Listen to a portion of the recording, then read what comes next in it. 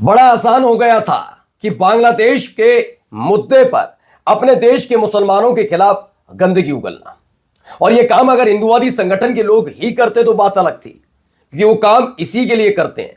लेकिन अगर यह काम भारतीय जनता पार्टी के नेता करने लग जाए तो उनसे एक सवाल तो पूछा जाएगा।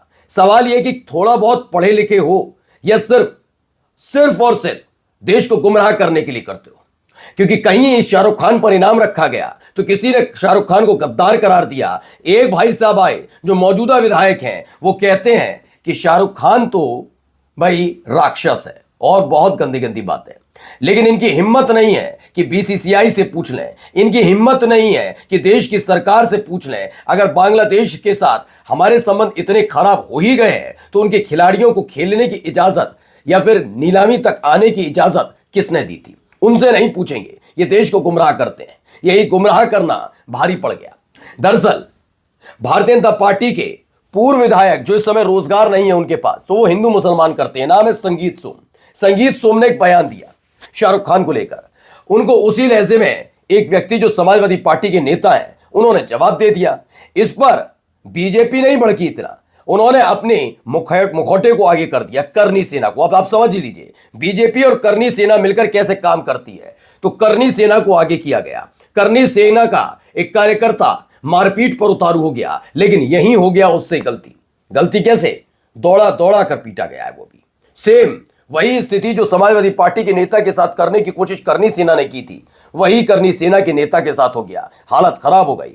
एक एक खबर दिखाऊंगा कि कैसे राजस्थान में सक्रिय संगठन को उत्तर प्रदेश में स्थापित करने की कोशिश की जा रही थी, लेकिन लेने के देने पड़ गए। नमस्कार, मैं हूं प्रज्वल गौतम और आप देख रहे हैं न्यूज सर्किल। आपको पता ही है शाहरुख खान वाला मसला कितना जोर जोर से उठ रहा है।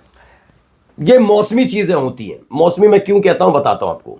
पहले उठेगा भाई मुसलमान, ये मदरसे, मुसलमान, मस्जिद, हिजाब, कभी बुर्का आएगा, दाढ़ी टोपी आएगी, फिर नमाज आएगी, ये तमाम चीजें। अभी हाल ही में आपने देखा 25 तारीख को क्रिसमस थी, तो ईसाई इनके सबसे बड़े दुश्मन हो गए थे।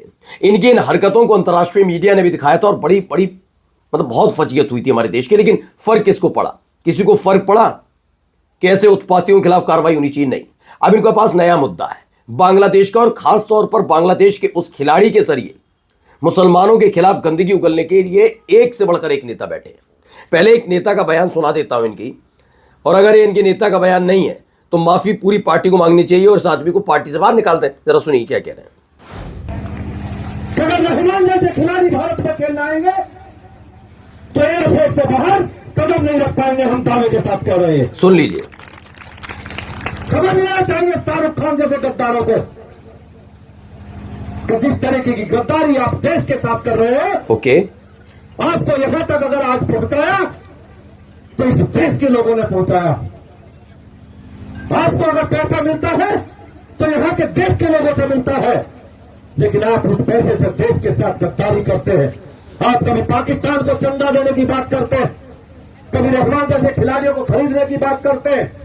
ये देश में अब नहीं चलेगा। इन गद्दारों की देश में कोई जगह नहीं रहेगी, ये मैं कहना चाहता हूं, आप लोगों से कहना चाहता हूं। क्या तो ये संगीत सोम है। एक वक्त में ये विधायक हुआ करते थे, फिलहाल ये 2022 में चुनाव हार गए।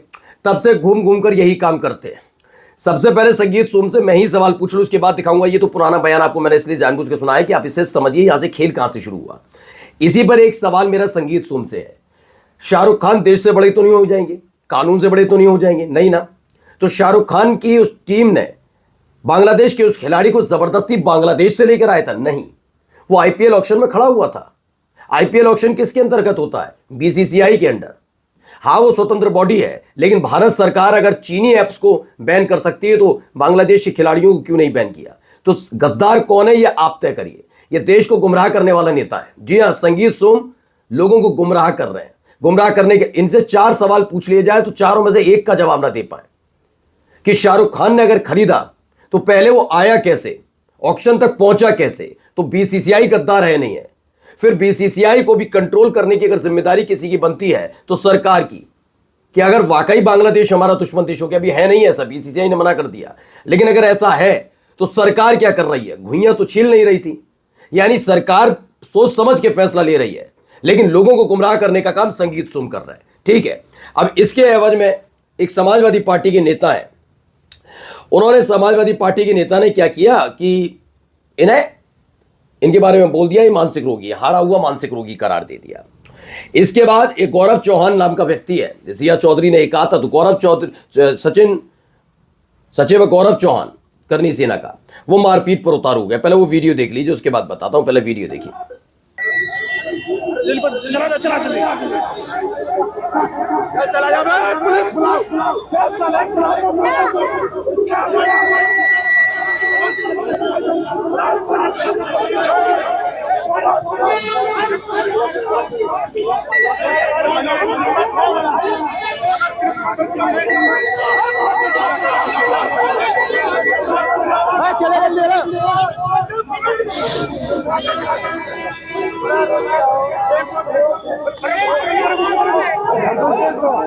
हट जाओ भाई, हट जाओ, हट जाओ।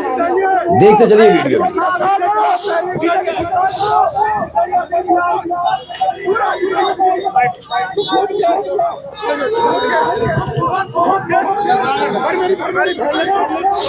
सनातन धर्म के बारे में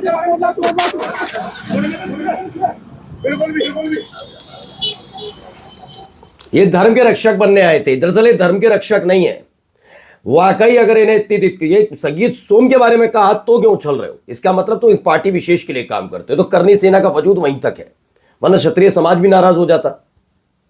अब हुआ क्या है देखिए, जिला मुजफ्फरनगर में करनी सेना के प्रदेश सचिव गौरव चौहान ने सपा जिलाध्यक्ष जिया चौधरी को पीट दिया। इसके बाद सपा समर्थकों ने गौरव चौहान की भी पिटाई कर दी। संगीत सोम ने शाहरुख खान को गद्दार कहा तो सपा जिलाध्यक्ष ने सोम को हारा हुआ मानसिक रोगी बता दिया। करनी सेना सपा के इस बयान से नाराज थी कि आपने संगीत सोम के बारे में कैसे बोल दिया।